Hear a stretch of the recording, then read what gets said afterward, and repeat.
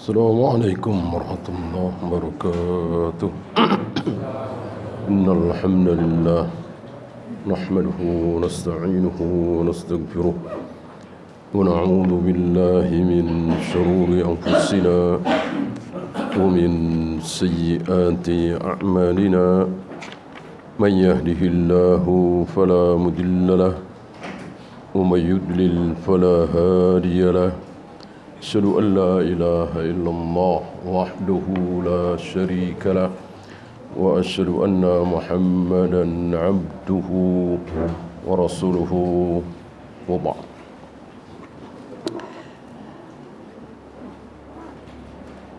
Kita sampai makna ibadah dalam rangka menjelaskan tauhid uluhiyah. Beliau membahas makna ibadah karena nama lain tauhid uluhiyah adalah tauhid apa kemarin? Ubudiyah. Dilihat dari sisi hamba disebut tauhid ubudiyah, tauhid ibadah.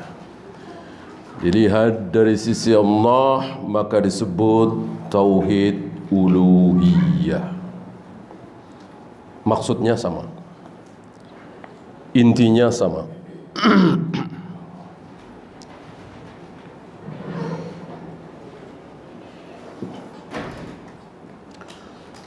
Kemudian ada dua unsur besar,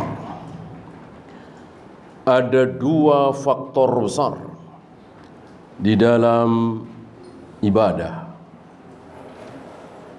Apa dan apa kemarin? Ya, di dalam ibadah itu ada dua sifat ibadah yang harus ada dalam ibadah, adalah mahabbah dan ta'zim. Mahabbah, cinta. Maka ibadah itu karena cinta dan ta'zim. Nah, karena dua hal ini, karena dua sifat ibadah ini, mahabbah dan ta'zim, maka muncul dua kebaikan. Masing-masing membawa satu kebaikan. Mahabbah menyebabkan kebaikan apa? Apa kemarin? Berangkat dari mahabbah, cinta, maka muncul ketaatan melaksanakan perintah Allah. Disuruh salat, sami'na wa ata'na. Disuruh saum, sami'na wa ata'na. Disuruh zakat, disuruh haji, sami'na wa ata'na. Dan itu sifat kaum muslimin. Lihat umumnya kaum muslimin yang taat, ya. Banyak dari mereka punya tanah sepetak, ya. Nggak tahulah nanti buat anak cucunya warisannya. Dijual. Buat apa? Buat taat kepada Allah, melaksanakan haji. Ini bukan satu dua. Seorang muslim seperti itu, ya. Dan biasanya orang-orang seperti ini yang belum terkena syubhat dalam hal ini, ya. Kan syubhat mulai berdatangan, mengharap sesuatu yang belum pasti. Ya, jual boleh jual, tapi jangan buat setor haji, ya. Buat dagang, buat modal. Nanti kan untung tuh banyak, barulah berangkat haji, gitu. Padahal ketika kita dagang, ketika kita usaha, apakah pasti sukses? Belum tentu. Belum tentu, ya. Sedangkan haji, umrah mendatangkan rezeki? Pasti. Pasti. Yang meragukan apa hubungannya haji, umrah dengan mendatangkan rezeki, silahkan berhadapan dengan Nabi sallallahu alaihi wasallam, berhadapan dengan wahyu. yang mengatakan bahwa haji umrah bisa membuka pintu rezeki siapa? Allah lewat lisan Nabi sallallahu alaihi wasallam. Tidak mungkin kita sebagai seorang muslim ragu.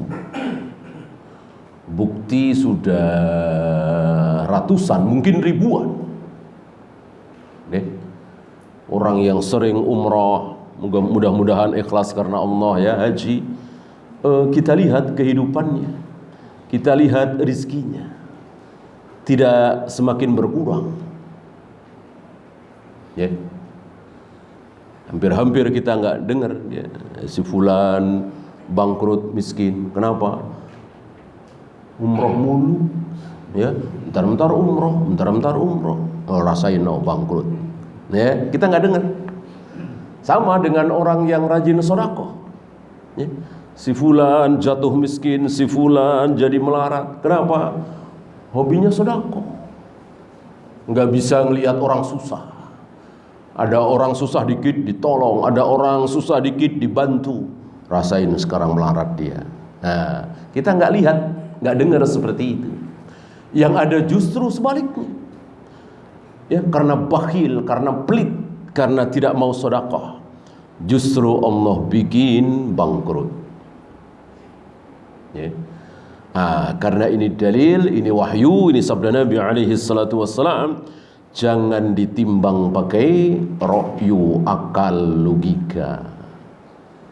Ya, bukan seorang muslim menimbang-nimbang dalil. Memikir-mikir wahyu benar apa tidak. Ya, apa iya, itu bukan sifat seorang muslim.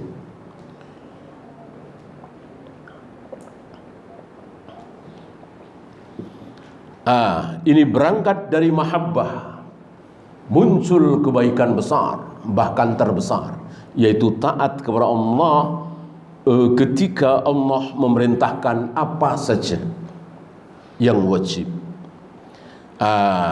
Yang lebih rendah dari itu muncul dari ta'zim, membesarkan Allah, maka muncul sifat ketaatan juga, tapi berupa menjauhkan diri dari semua yang dilarang oleh Allah, yang haram, ya zina, ya khamr, ya judi, ya menipu, ya korupsi, dan seterusnya. Mana yang lebih besar antara dua kebaikan ini sudah kita bahas kemarin. Ketaatan lebih besar daripada menjauhkan diri dari maksiat. Karena menjauhkan diri karena maksiat itu tidak ada unsur kesombongan. Yang ada adalah unsur hawa nafsu. Ya, orang berzina, orang korupsi, orang mencuri, orang berantem, orang ini itu nggak jauh dari hawa nafsu. Ya. Adapun tidak mau sholat, tidak mau puasa, tidak mau zakat, ada unsur apa? Sombong. Disuruh oleh Allah nggak mau, itu sombong. Siapa? Contoh terbesarnya Iblis. Maka ketika Allah mengetahui bahwa Iblis tidak mau melaksanakan perintah Allah, yaitu sujud kepada Adam, langsung dikatakan sombong. Ya.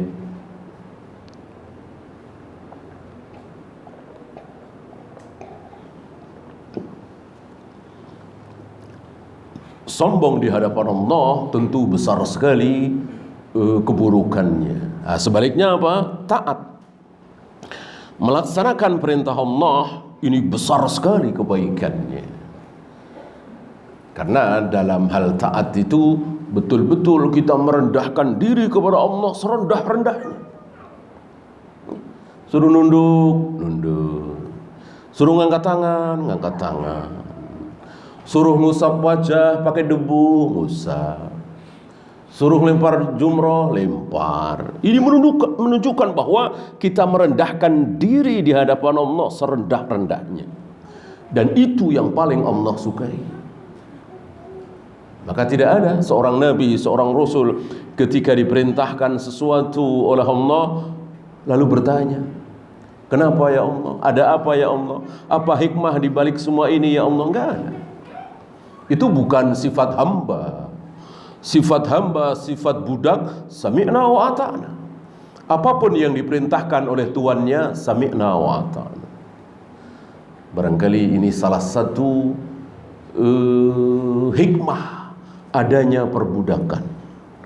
Kalau antum tahu seorang budak luar biasa, ya. Budak itu enggak pernah bilang enggak terhadap tuannya. Ya, jangan macam-macam. Gitu. Enggak ada buat apa ya tuan, bukan sifat budak. Padahal sama-sama manusia. Dan Islam tidak mengharamkan itu. Bahkan Islam memberikan semangat kepada para budak untuk apa? Untuk taat kepada tuannya. Masih ingat 3 orang yang mendapatkan pahala ganda, pahala double ya. Kalau orang sholat dapat 100 misalnya, dia dapat 200. Kalau orang puasa dapat 1 juta, pahalanya dia 2 juta.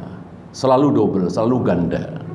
Ada 3 orang, salah satunya budak yang taat kepada Allah dan taat pula kepada tuannya. Berarti Allah mewajibkan para budak itu untuk taat kepada tuannya itu, padahal sama-sama manusia.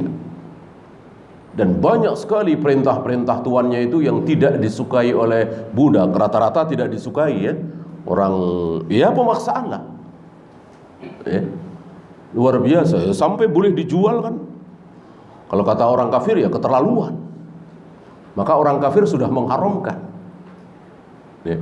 Dari beberapa puluh tahun yang lalu, mungkin beberapa ratus tahun yang lalu, orang-orang kafir sudah mengharamkan, tidak membolehkan perbudakan.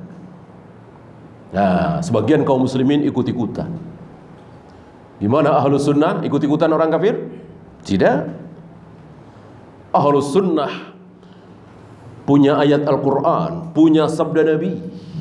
Tidak ada satupun ayat, satupun hadis yang mengharamkan perbudakan. Mulai hari ini, mulai turunnya ayat ini, sudah tidak boleh lagi ada perbudakan di muka bumi. Enggak ada. Enggak ada. Bahkan beberapa ayat awal-awal surat Al-Mu'minun misalnya menunjukkan masih ada. Illa ala azwajihim aw ma malakat aiman. Kita laki-laki disuruh menahan syahwat birahi, tidak boleh dilampiaskan kepada siapapun, lewat jalan apapun, kecuali 2. Apa dan apa? Istri dan budak perempuan. Ini menunjukkan secara tegas bahwa Islam tidak pernah mengharamkan perbudakan. Kebetulan aja sekarang sedang tidak ada. Sedang tidak ada secara formal barangkali ya. Secara praktek di lapangan barangkali lebih dari budak. Antum tahu apa yang dilakukan oleh Amerika itu, tentara Amerika itu terhadap para tawanan di Guantanamo misalnya. Dulu Serbia terhadap Bosnia. Umumnya kaum muslimin yang diperlakukan lebih buruk dari budak. Nah, itu praktek. Secara teori, secara formal mereka mengharamkan, tapi dalam prakteknya mereka melanggar sendiri. Islam tidak. Islam terus terang tidak ada yang mengharamkan perbudakan. Tidak ada satupun ayat, satupun hadis yang mengharamkan perbudakan. Tidak ada. Gagah kaum muslimin mengucapkan seperti itu ya. Termasuk penjajahan dan seterusnya. Nah, terhadap tuannya saja seperti itu. Bayangkan bagaimana kita manusia terhadap Allah yang dari ujung rambut sampai ujung kuku semuanya adalah pemberian dari Allah, hadiah dari Allah. Cuma-cuma artinya bukan karena melakukan sesuatu. Allah berikan mata kepada kita, jantung, hati, ginjal, kulit yang bagus dan seterusnya karena kita telah melakukan sesuatu? Tidak. Kita belum melakukan apa-apa. Belum melakukan ibadah secuil pun Allah sudah anugerahkan pemberian yang luar biasa. ya mata, ya telinga, ya lidah, ya hati, ya jantung, ya ginjal. Berapa miliar kalau beli. Itu pun kalau ada yang jual. Ya. Paling jual ginjal ya. Itu berapa ratus juta misalnya. Jual jantung ada? Jual hati, ya, jual lidah. Ya, ada lidah kambing ya. Jual apa? Mata ya. Enggak semuanya ada yang menjual, itu pun dengan konsekuensi yang luar biasa. Ini semua Allah berikan kepada kita sebelum kita melakukan ibadah secuil pun. Ya. Bagaimana kita tidak menghamba? Bagaimana masih nanya-nanya? Ya. Hikmahnya apa ya? Apa di balik tayamum? Ada apa di balik umroh haji? Ada apa? Ini tidak pantas. Bukan sifat seorang hamba. Sifat seorang hamba, sekali lagi, betul-betul merendahkan diri serendah-rendahnya, membodohkan diri sebodoh-bodohnya di hadapan Allah, seolah nggak ada harganya. Memang nggak ada harganya sama sekali. Kita di hadapan Allah itu nggak ada harganya sama sekali. Ya, nggak ada Allah membesarkan manusia. Nggak usah membesarkan lah ya. Nggak enak gitu, sungkan. Ada Allah punya rasa sungkan, ya. Sungkan kepada seseorang karena saking besarnya, saking mulianya, saking bertakwanya Nabi Ibrahim. Maka Allah nggak enak sama Nabi Ibrahim, lalu seluruh keluarganya, ayahnya, ibunya diberi hidayah, dimasukkan ke surga. Begitu? Tidak. Bahkan yang lebih mulia dari Nabi Ibrahim, yaitu Nabi Muhammad SAW, Allah nggak sungkan-sungkan. Allah tega membuat beliau menangis dengan mengkhabarkan lewat Jibril bahwa ayah ibunya kekal di neraka. Menangis beliau. Para sahabat ikut menangis bersedih. Allah tega? Tega. Karena nggak ada harganya, siapapun nggak ada harganya di mata Allah. Ya, nggak ada sungkan, nggak enak, merasa apa ya, hutang budi, hutang jangan, nggak ada. Jadi semuanya kecil di hadapan Allah. Bahwa Allah mencintai seseorang, iya. Tapi bukan berarti bahwa orang itu besar di mata Allah, nggak ada. Maka salah satu yang dibenci oleh Allah, salah satu yang tidak boleh kita lakukan apa? Membesar-besarkan makhluk di hadapan Allah. Ini yang banyak saudara-saudara kita yang salah, keliru. Ya, di hadapan Allah menyebut-nyebut nama Jibril, di hadapan Allah menyebut-nyebut nama Muhammad Rasulullah. Ini yang tidak disyariatkan. Nah, banyak saudara-saudara kita salah faham. Mereka sering mengucapkan di hadapan Allah dalam munajatnya, dalam doanya, ya Allah, bijahi Rasulillah, bijahi Muhammadin sallallahu alaihi wasallam, dengan keagungan Rasulullah, dengan keagungan Muhammad sallallahu alaihi wasallam, ya Allah, tolonglah kami. Barangkali antum pernah dengar kalimat seperti ini. Sebagian tarekat sufiyah memakai cara-cara seperti ini. Dicontohkan oleh para nabi, para rasul, para sahabat. Tidak disyariatkan berhadapan dengan Allah, berbicara kepada Allah, memohon sesuatu kepada Allah pakai nyebut-nyebut nama manusia, walaupun manusia yang termulia Nabi Muhammad SAW. Yang ada justru sebaliknya. Di hadapan manusia, di hadapan Rasulullah, nyebut-nyebut nama Allah, itu yang bagus. Siapa contoh? Zainab putri beliau saat itu anaknya sakit keras dan akhirnya meninggal. Zainab memohon kepada Nabi SAW supaya beliau berkenan hadir ke rumahnya lewat utusan. Awalnya Nabi tidak berkenan.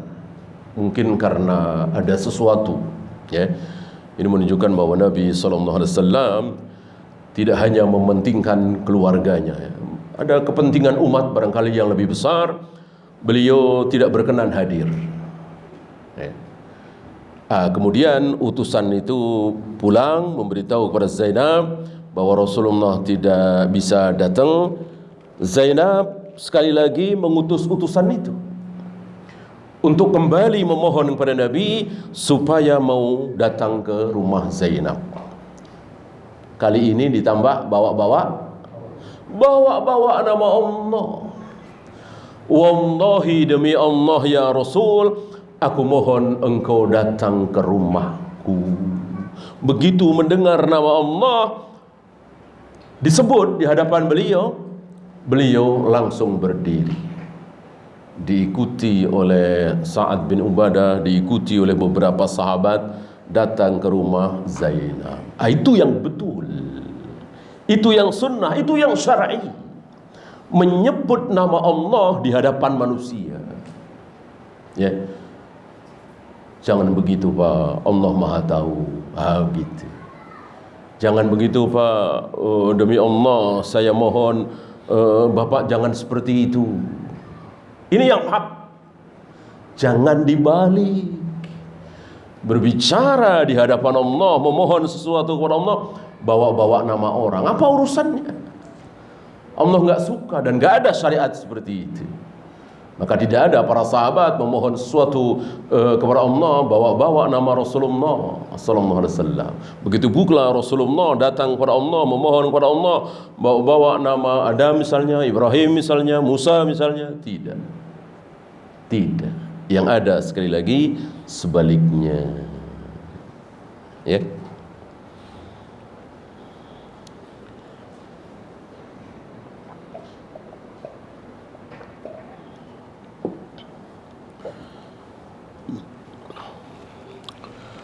Contohnya kemarin kisah Yusuf, ya, sudah kita bahas.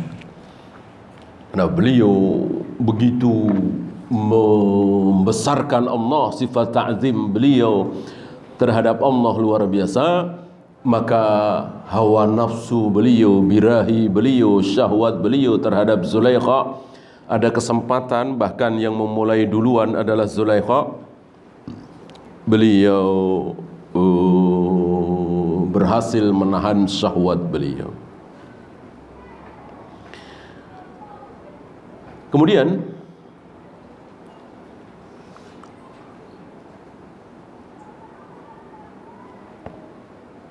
makna ibadah menurut Syekhul Islam. Karena ta'rif ini bukan dari Nabi sallallahu alaihi wasallam.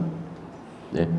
Apakah Nabi pernah mengatakan, saudara-saudara sahabatku, salat adalah ibadah yang diawali dengan takbir, diakhiri dengan salam. Di dalamnya ada Al-Fatihahnya, ada rukuknya, ada sujudnya. Pernah Nabi bersabda seperti itu? Tidak pernah. Tidak pernah. Ya. Kalimat itu hak, kalimat itu tidak salah. Bahwa ta'rif, definisi salat adalah ibadah mahdah yang diawali dengan takbir, diakhiri dengan salam. Tapi itu bukan sabda Nabi, ya. Nabi nggak pakai ta'rif, langsung saja nih salat, ya. Cukup beliau memerintahkan para sahabat dengan mengatakan sallu kama ra'aitumuni usolli. Cukup, ya, nggak pakai ta'rif. Nah, para ulama untuk memudahkan kita yang bukan ulama, maka beliau membikin ta'rif, membikin pengertian definisi. Salah satu ta'rif yang bagus, beberapa ulama bikin dengan redaksi yang berbeda-beda, maksudnya sama.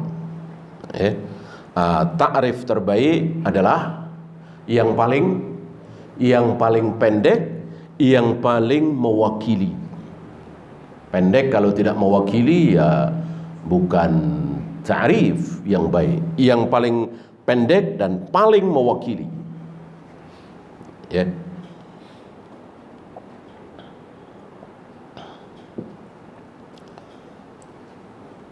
Apa itu ibadah? Al-ibadatu ismun jami'un. Ibadah adalah satu nama. Apapun dia, sesuatu, segala sesuatu, likulli ma yuhibbuhu Allahu wa yarda, yang dicintai dan diridhai oleh Allah. Wah, singkat sekali. Segala sesuatu yang dicintai dan diridhai oleh Allah, ibadah dia. Sampai di sini cukup, ya. Ditambah sedikit keterangan. Minal aqwali wal a'mali adh-dhahirati wal batinati. Bentuknya apa? Ucapan. Kemudian perbuatan yang zahir. Perbuatan yang zahir, salat, umrah, haji, sedekah, birrul walidain. Satu lagi perbuatan yang batin, yang tidak zahir, yang tidak nampak. Berarti apa? Kebaikan di dalam hati. Saya yakin betul bahwa Allah betul-betul bersemayam di atas arsy. Kan gak ada yang tahu, gak ada yang lihat. Kita yakin di dalam hati kita bahwa Allah betul-betul bersemayam di atas arsy dengan segala keagungan dan kemuliaannya. Apa ini? Ibadah. Karena Allah suka, Allah senang, Allah cinta, Allah ridha ketika kita meyakini apa yang diucapkan oleh Allah dalam Al-Quran. Tentu Allah benci, Allah tidak ridha kita mengatakan sesuatu yang tidak ada di Al-Quran. Allah ada di mana-mana, Allah ada di hati kita semua. Allah tidak berada di dalam satu tempat, karena tidak mungkin ada tempat yang cukup bagi Allah. Bahkan ada hadis palsu, tidak ada tempat yang cukup untuk Allah kecuali hati seorang muslim, hati seorang mukmin. Dengan hadis palsu ini banyak saudara-saudara kita mengatakan berarti Allah ada di hati kita semua.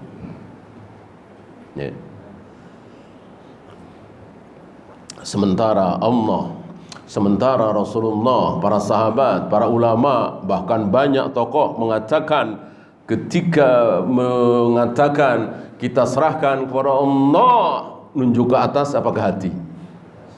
Ke atas. Yang meyakini Allah ada di hati kita masing-masing sepertinya belum pernah kita dengar, belum pernah kita lihat. Kita serahkan semuanya kepada Allah. Saya kira nggak ada yang seperti itu. Berarti dia tidak sanggup melawan fitrahnya. Fitrah itu memang tidak rusak kecuali dirusak oleh syubhat. Seperti belum lama kita bahas seorang tokoh Asy'ariyah, Abul Ma'ani Al-Juwaini, yang menentang kalau Allah itu berada di atas, itu dengan akalnya, ra'yunya, dalil-dalilnya yang dia ketahui dari guru-gurunya, sementara tidak bisa melawan dengan fitrahnya. Fitrah yang ada di hatinya nggak sanggup untuk mengatakan bahwa Allah itu tidak di atas, nggak sanggup dia, dan dia ngaku dia jujur. Walaupun yang mengingatkan itu seorang anak muda bernama Hamdani. Hayyarani Hamdani, hayyarani Hamdani. Ini ucapan beliau yang sering diulang-ulang, sebagai tanda terima kasih beliau kepada anak muda Hamdani yang disadarkan, diingatkan lewat fitrahnya. Dengan fitrah tidak bisa orang menolak kalau Allah itu ada di atas.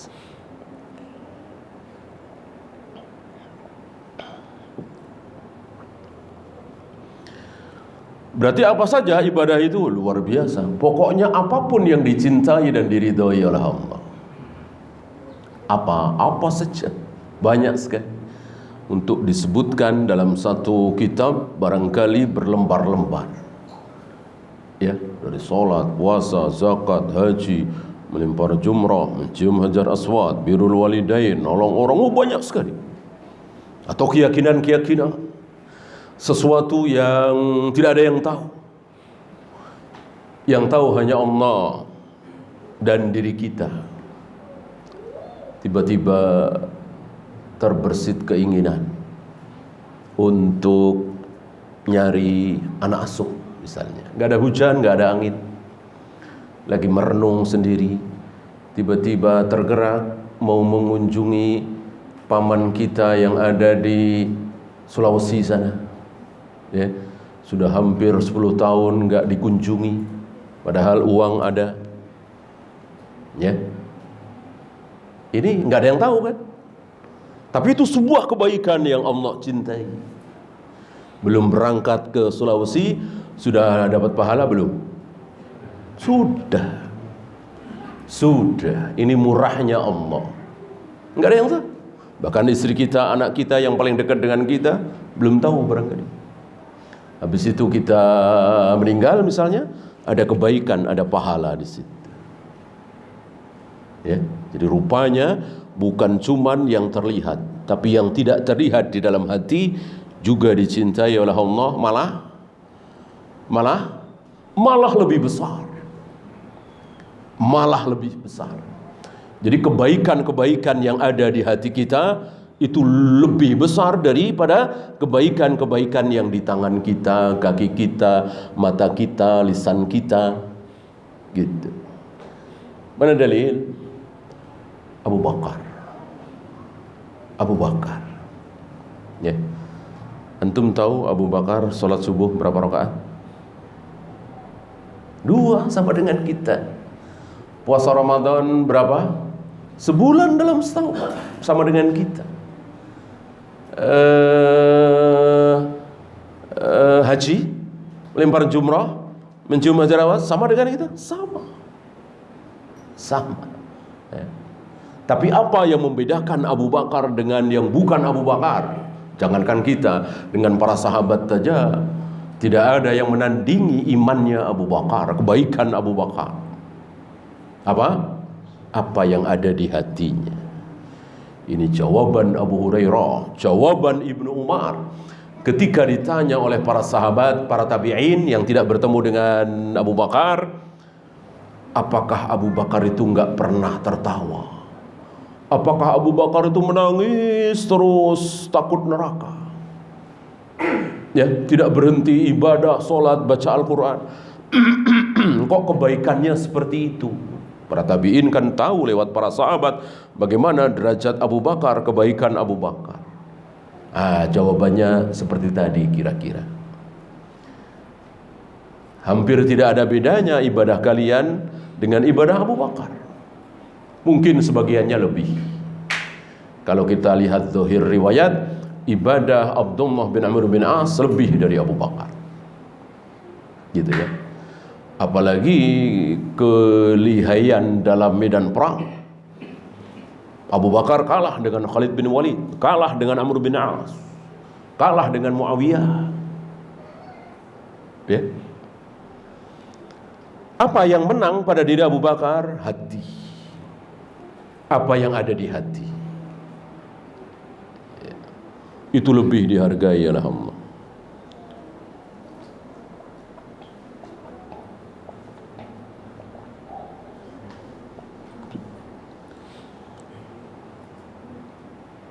Masih ingat imannya seluruh manusia di muka bumi ditimbang, lalu iman Abu Bakar ditimbang juga, beratan mana? Kayak apa jauhnya, ya.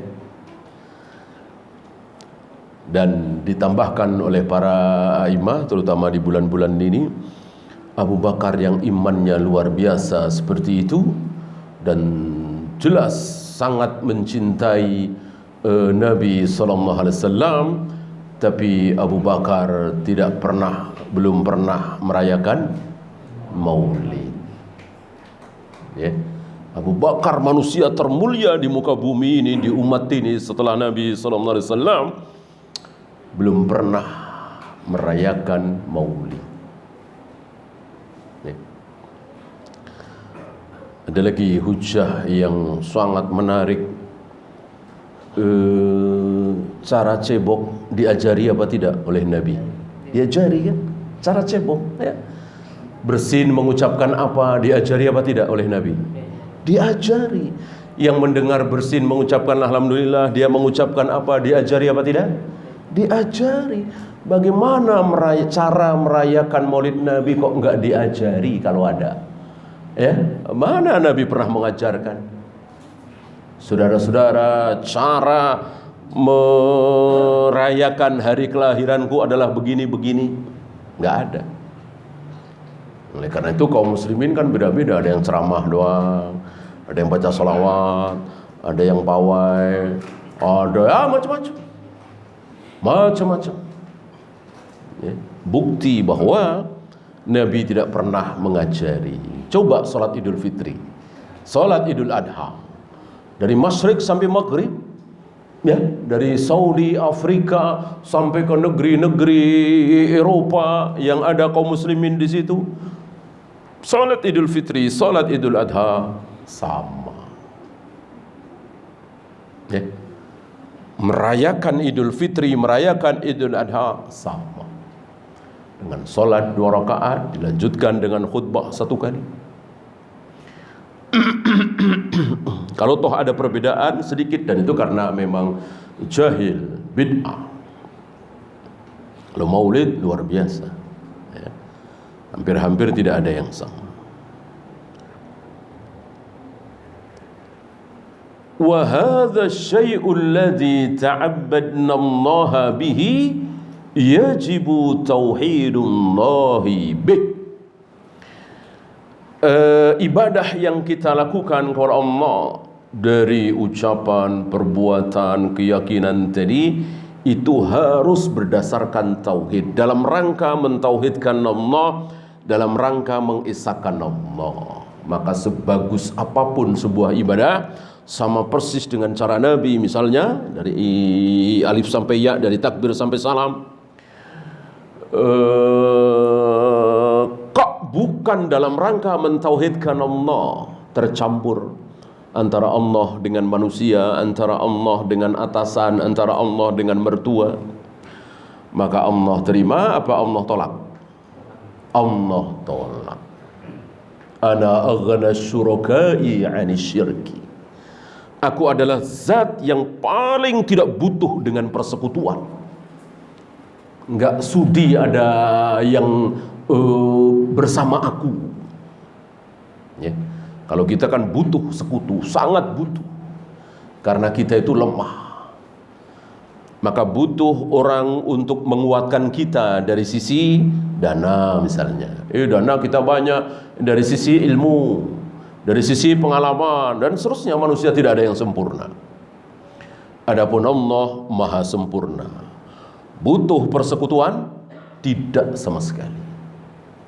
Maka yang paling dibenci oleh Allah kalau ada yang menyekutukan Allah. Maka siapapun yang menyembah aku, beribadah menyembah aku, tapi karena aku dan karena yang lain disekutukan, maka taraktuhu wa syirkahu, aku tinggalkan dia dan aku tinggalkan sekutunya. Ya. Allah paling benci dengan persekutuan.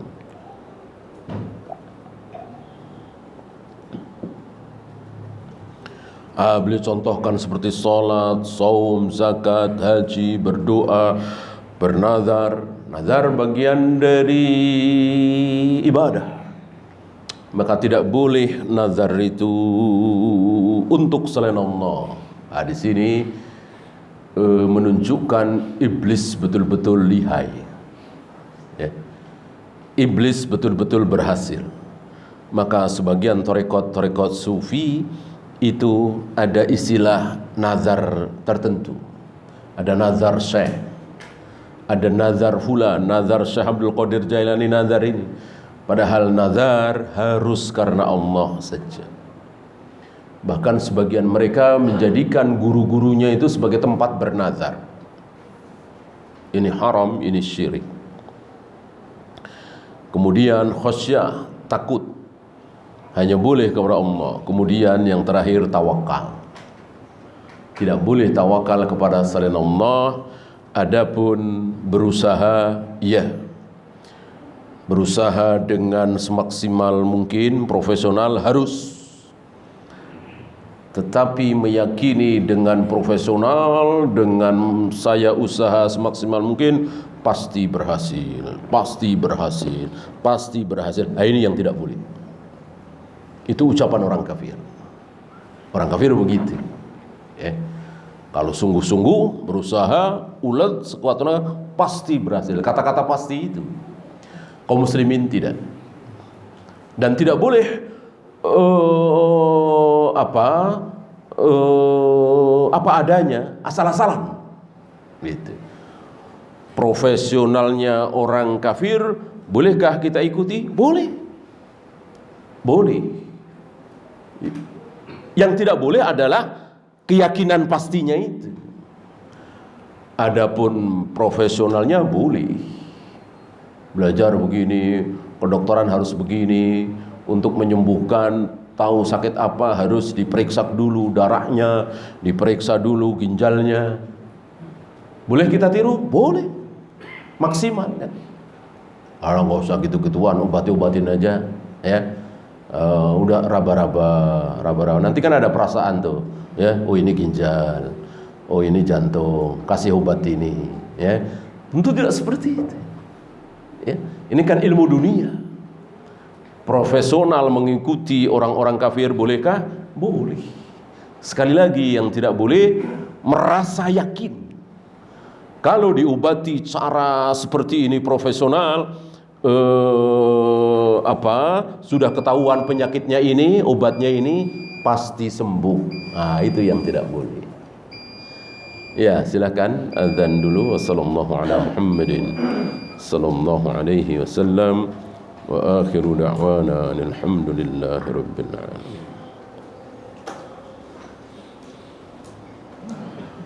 Ya, itu saja. Kita akhiri. Subhanakallahumma bihamdika asyhadu an la ilaha illa anta astaghfiruka wa atubu ilaik. Assalamualaikum warahmatullahi wabarakatuh.